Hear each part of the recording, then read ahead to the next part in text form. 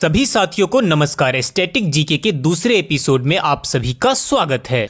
Class start करने से पहले आपको बता दूं कि अगर आप हमारे चैनल कौशिक जीएस एकेडमी पर नए हैं तो हमारे चैनल को सब्सक्राइब कर लीजिए, क्योंकि जीके बहुत बड़ा भंडार है। क्या होता है कि हम आगे पढ़ते जाते हैं, पीछे भूलते जाते हैं, तो हमारे चैनल के माध्यम से आपको डेली जीके जीएस का रिवीजन करवाया जा रहा है। यह छोटा क्लास होगा लेकिन आपका डेली रिवीजन होगा, जिससे क्या होगा कि आपके माइंड में जीके जीएस अपडेट होते रहेंगे, जिससे आपके एग्जाम में काफ़ी बेनिफिट्स मिलेगा। तो चलिए क्लास स्टार्ट करते हैं। पहला प्रश्न है, भारत में पहली बार जनगणना की शुरुआत किस वर्ष हुई थी? तो भारत में पहली बार जनगणना की शुरुआत वर्ष 1872 में हुई थी। कब हुई थी? वर्ष 1872 में। अब हम जनगणना से रिलेटेड कुछ महत्वपूर्ण पॉइंट्स देखते हैं, जिससे बार बार एग्जाम में प्रश्न पूछा जाता है। पहला है, भारत में पहली जनगणना की शुरुआत वर्ष 1872 में लॉर्ड मेयो के कार्यकाल में हुआ था। किसके कार्यकाल में हुआ था? लॉर्ड मेयो के। याद रखिए, एग्जाम में पूछा जाता है।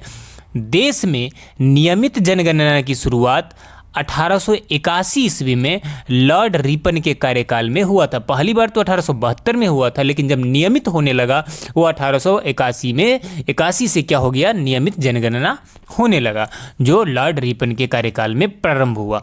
अगला है, स्वतंत्र भारत की पहली जनगणना 1951 में हुआ था। VBI पॉइंट याद रखिएगा, स्वतंत्र भारत की पहली जनगणना कब हुआ था? 1951 में हुआ था। अगला प्रश्न है, जनगणना का महाविभाजक वर्ष किसे कहा जाता है? तो 1921 को जनगणना का महाविभाजक वर्ष कहा जाता है। अगला है, जनगणना से संबोधित अनुच्छेद कौन सा है? तो जनगणना से रिलेटेड अनुच्छेद है आपका 246। कौन सा है? 246। नेक्स्ट है, जनगणना विषय है 7वीं अनुसूची के संघ सूची में। किससे रिलेटेड है? 7वीं अनुसूची के संघ सूची से रिलेटेड है। नेक्स्ट है, जनगणना की अवधि प्रत्येक कितने वर्ष पे होता है? तो 10 वर्ष पर जनगणना क्या होता है? हमारे देश में जनगणना की जाती है।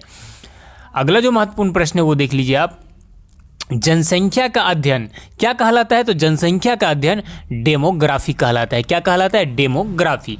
नेक्स्ट है, जनसंख्या का अध्ययन क्या कहलाता है? डेमोग्राफी कहलाता है। अगला है, 2011 के जनगणना का क्रम देश की 15वीं तथा स्वतंत्र भारत की 7वीं जनगणना थी। VBI पॉइंट है, 2011 में जो जनगणना हुआ वो देश का कौन सा था? 15वां, और जो स्वतंत्र भारत का कौन सा था? तो 7वीं जनगणना था। अगले प्रश्न की तरफ चलते हैं। तो अगला प्रश्न है आपका, 2011 के जनगणना का आदर्श वाक्य क्या था? तो हमारी जनगणना हमारा भविष्य। कुल कितने प्रश्न पूछे गए थे? तो ये भी एग्जाम में आया है। कुल 29 प्रश्न क्या हुआ था? पूछे गए थे।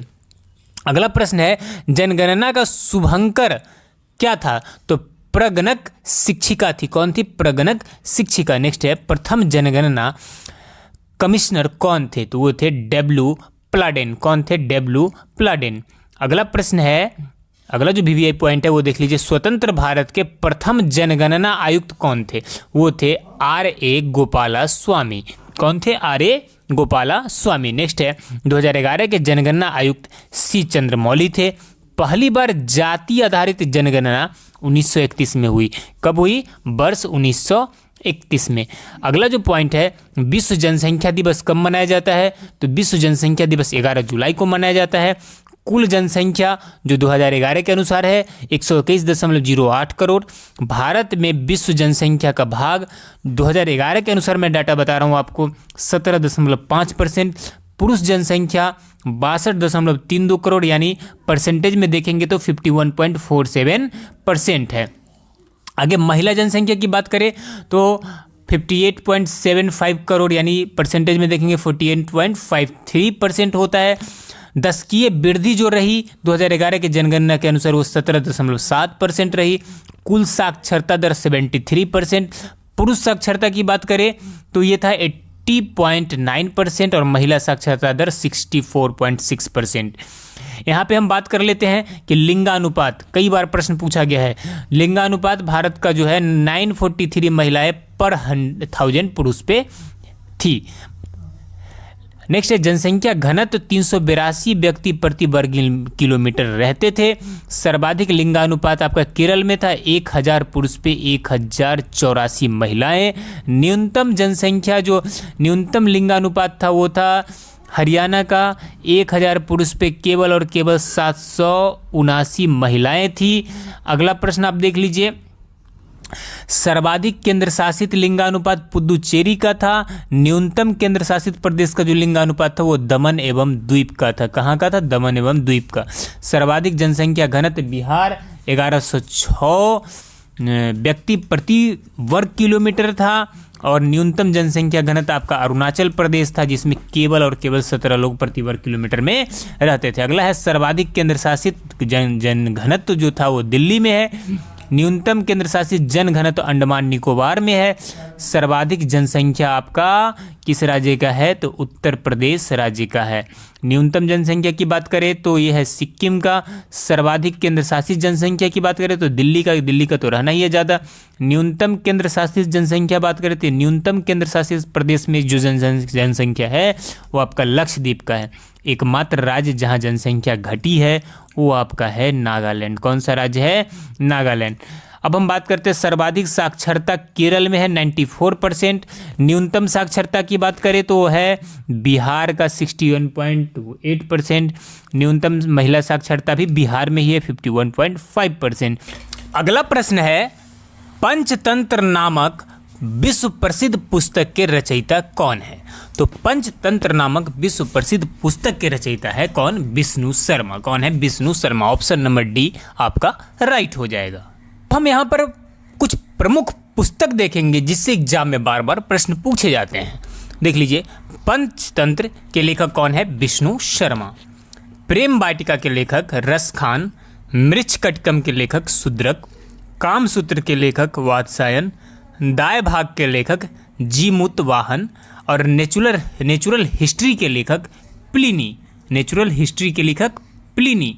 नेक्स्ट है आपका 10 कुमार चरित्रम के लेखक दंडी। अवंती सुंदरी के लेखक दंडी। बुद्ध चरित्र के लेखक अश्वघोष, ये कई बार एग्जाम में पूछा गया। कादम्बरी के लेखक वानभट्ट। अमरकोश के लेखक अमर सिंह। शाहनामा के लेखक फिरदौसी। और साहित्य लहरी के लेखक सूरदास। कौन थे? सूरदास। अगला है हुमायूं नामा के लेखक गुलबदन बेगम। नीति शतक के लेखक भर्तहरि। श्रृंगार शतक के लेखक भर्तहरि। और वरण्य शतक के लेखक भर्तहरि। यानी आप शतक तीनों याद रखिएगा, किसका? भर्तहरि का। नेक्स्ट है मुद्रा राक्षस, काफ़ी फेमस जो बुक है उसके लेखक है विशाखा दत्त। अष्टाध्यायी के लेखक है पाणिनि। नेक्स्ट है आपका भगवत गीता के लेखक वेद व्यास। महाभारत के लेखक वेद व्यास। मिताक्षरा के लेखक विज्ञानेश्वर। रजत रंगिनी के लेखक कलहन। और अर्थशास्त्र के लेखक कौन थे? चाणक्य। कौन थे? चाणक्य, जिनको विष्णुगुप्त भी कहा जाता था। अगला है कुमार संभवम कालिदास, काफ़ी फेमस है। रघुवंशम कालिदास। अभिज्ञान शाकुंतलम कालिदास। गीत गोविंद जयदेव। मालती माधव भवभूति। उत्तर रामचरित्र भवभूति। ये सारे प्रश्न फेमस एग्जाम में बार बार पूछे जाते हैं। अगला है आपका प्रज्ञावत। कौन है? प्रज्ञावत। मलिक मोहम्मद जायसी। आईने अकबरी अबुल फजल। अकबरनामा अबुल फजल। बिजक कबीरदास। रमैनी कबीरदास। सबद कबीरदास। बिजक, रमैनी, सबद, ये तीनों किसका है? कबीर दास का। आगे आप देख लीजिए किताबुल हिंद, काफ़ी फेमस है। किताबुल हिंद के लेखक कौन है? अलबरूनी। चित्रांगदा के लेखक है रविन्द्रनाथ टैगोर। गीतांजलि के लेखक है रविन्द्रनाथ टैगोर। और विसर्जन के लेखक है रविन्द्रनाथ टैगोर।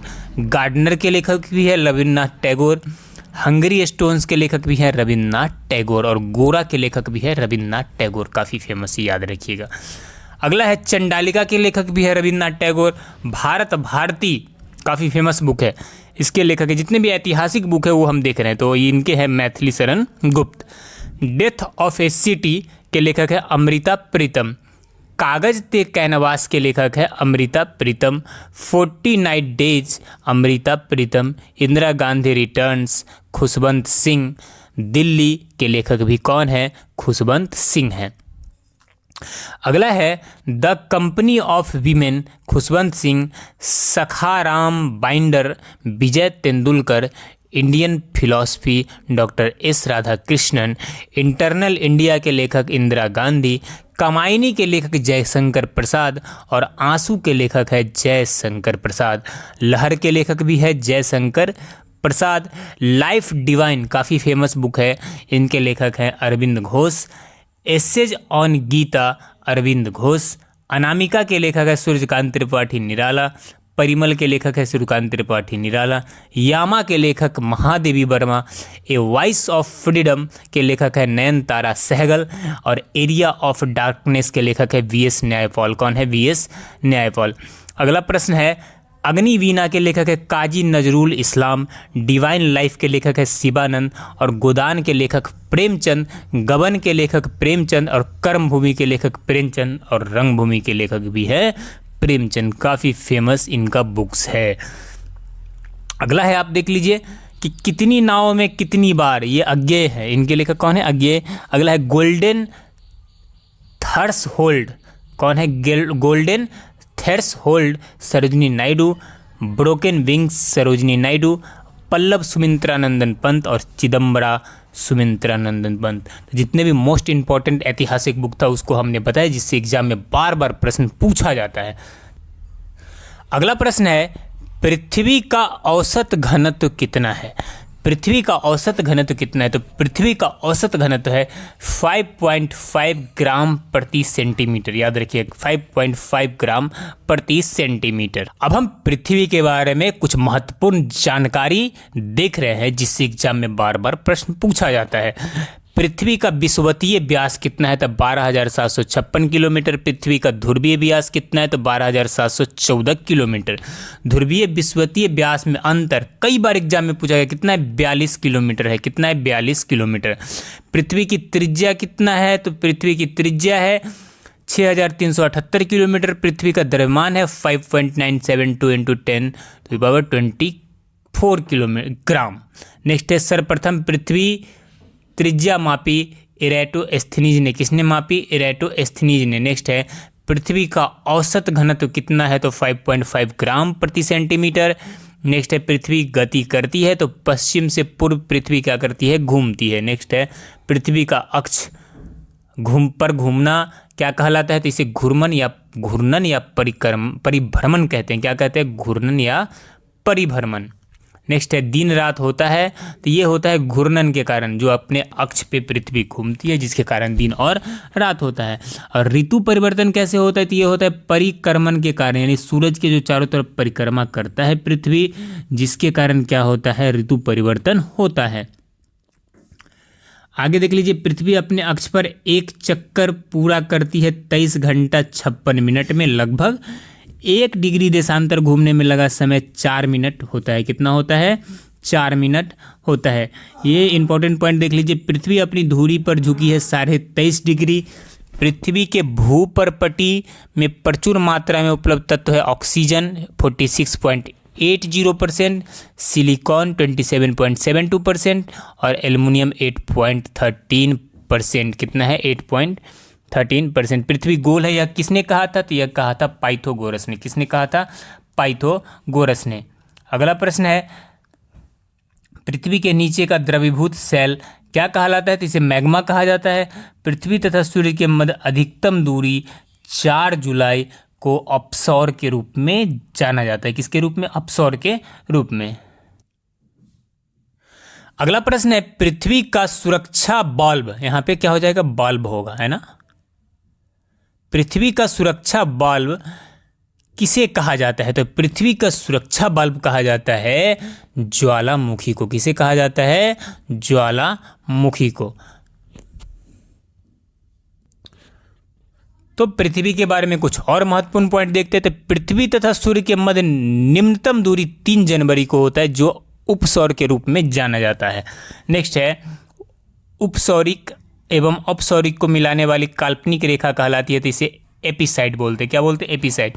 चंद्रमा का द्रव्यमान है पृथ्वी का 1/81 होता है। कितना होता है? 1/81।